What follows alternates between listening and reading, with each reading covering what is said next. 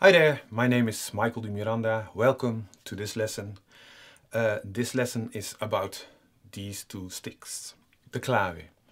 I'm not going to explain new rhythms or new techniques, new instruments, but I just want to talk a little bit about the clave because the clave is very important in Cuban music, in salsa music, in son, montuno, mambo, mozambique. But I see that there are a lot of questions about the clave, and I've searched YouTube and I've looked at other teachers, and I thought perhaps somebody is explaining how this works, how it works, this clave.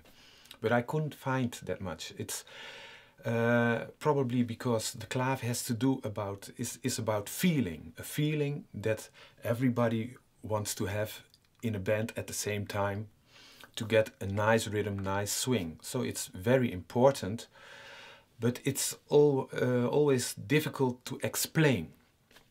But I will try. But trying to get a feeling, to get this into words, is always difficult. Ask my wife, I have problems. No. Okay, let me start explaining about this clave, the son clave. There are a lot of different claves, rumba clave, son clave, in 6/8 rhythms there is a clave. The clave exists most of the time of two different parts. When I clap the son clave, it's like this. 1, 2, 3, 4, 1, 2, 3, 4, 1, 2, 3, 4, 1, 2, 3, 4, 1, 2, 3, 4. Like this, yeah? So there are two bars. One part, the first part, has 3 strokes and the second part 2 strokes. But the atmosphere of both parts, it's different. Let me try to explain the part of the 3 strokes. You have a stroke on the first beat, on the 2 end, and on the 4. So you have 1, 2, 3, 4, 1, 2, and 3, 4. This part with the 3 strokes gives you a feeling that it's dynamic. It wants to go away from the beat. You have 1, 2, 3, 4, pak, tak, tak. It has a little bit syncopation. So in this part there's a little tension, because you have the beat and the 3 strokes, they go away, come back, and if I clap the beat and I sing this only this 3 part constantly, I will repeat the pak, tak, tak, pak, tak. You can feel that the tension, that it wants to go away, it wants to fly away. Yeah. The 2 part is completely different. There are 2 strokes coming, one on the second beat and one on the third beat. It's only 1, 2, 3, 4, 1, 2, 3. That's all. 1, 2, 3. This part, when you play on the beat, it gives a feeling that you are at home, relaxed, you are standing on the ground, firm, and you don't want to go anywhere. There's not a tension like the first part, because it has some syncopation, and the second part is like boom, rest. 1, 2, 3, it ends here. So if you recognize those two different atmosphere, then you know that if you write music as a composer, you have to keep this in mind, because it's not only important for percussion instruments, it's not only important for the timbalero, conguero or bongocero. No, it's also important for the bass player, for piano, for violin, even for the vocals. If you sing a melody, I think the composer has idea. When you write it in 2/3, you write a melody where one part is a little bit feeling at home and a part which wants to go away. So let me demonstrate it with an example. There's in Cuba a famous song, El Manicero. It's a money pa pa da ba da ba da ba da ba dum pa pa da ba da ba da ba da ba dum pam pam pam pa dum pam pam pam pa dum. I think most of you know this song. The composer wrote this song in a 2-3 clave. So when it starts, first the 2 part comes and then the 3 part. So first the part comes where it's on the beat, and then the second part it goes away from the beat in the 3 part. Yeah. So you have 1 2 3 4 1 pam pam pam pa dum pam pam pam pa dum. Yeah, you can hear the different parts. What happens if I sing the same thing, but I will clap a 3-2 clave? What will happen? Let me demonstrate this. 1 2 and 1 2 3 4 pam pam pam pa dum pam pam pam pa dum pam pam pam pa dum. We start at the same time, we end at the same time. So is it wrong? Actually no, we are both playing in 4, the melody and the clave is in 4, so is it a problem? Yes, it is a problem. But actually we start at the same time, so I cannot say it is wrong.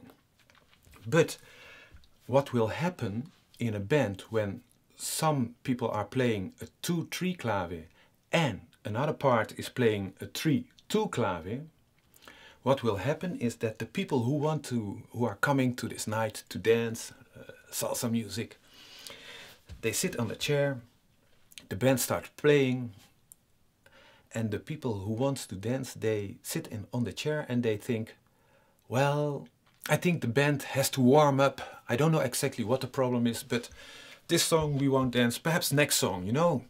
You have a feeling that that's not correct. Most of the people, I always start immediately analyzing what's the piano doing, what's happening. But most of the time, people will stay on the chair and they don't really want to dance at this moment. Most of the time it has to do with something which is wrong in the clave. So it is very important to know if a song is written in a 2-3 clave or a 3-2 clave. Because what happens is that if you have a dynamic part and you play it on the 2 part, you get friction.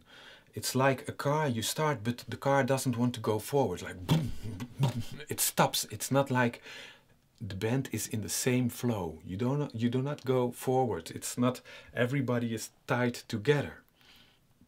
And this atmosphere, this makes the clave the most important instrument in a lot of different salsa styles. Like I said, Mozambique and things. You have to know, do we start with the 3 part or do we start with the 2 part? And everybody has to know this. Also the player, the trumpet player, or you have to know this, because this is the feeling and you all want to have the same feeling so that people, the band is tied together and has a nice groove. So the clave, you don't even have to play this clave. Actually, you don't need any percussion instruments.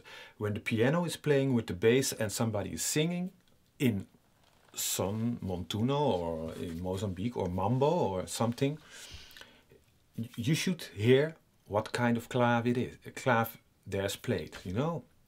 You don't need the instruments, but most of the time the percussion and everybody adapts his pattern to the clave. And this is why sometimes I explain rhythms in 2-3 part and sometimes in 3-2 part. So if you have this 3-2 part in the son clave, you have this ta ka ka pa pa ding kudung ding pak ding kudung ding pak ding kudung ding. You can hear the 3 part. You go to the tumba because it has the same atmosphere, the same flow as the clave. And so actually if you play in another way in the clave, you turn it around, I cannot say that it's wrong, but I can say that the part where you want to go away and where you hold back is different than the rest of the band, and the band doesn't fly away. Okay, this matter of this clave can be, it goes very deep. I try to explain this in a simple way with El Manicero because it has a clear pattern. You can hear exactly what I mean, but it can become very complex. But I hope you can still use this information, and that's why I also think that it is good that every time a teacher explains something about the cascara or conga patterns, and you play this in a salsa band, you have to be able to play it in a 2/3 part and in a 3/2 part. I talk about this kind of Latin music, but because this clave is used in a lot of other rhythms where the clave doesn't have this influence. If you play in a rock band and the drummer is playing a groove like dum dum ka chika dum dum ka chika dum dum, I can still clap a clave in it, but the law of the clave doesn't apply for the bass player, for the drum. It's just a nice thing, you know. It's so this has to do with Latin music, and if everybody plays in this Latin groove, you have the same clave, then it gets tight, and this is what makes this swing, this groove. But I can imagine that I was in Brazil and I listened to some samba reggae music, and the surdos were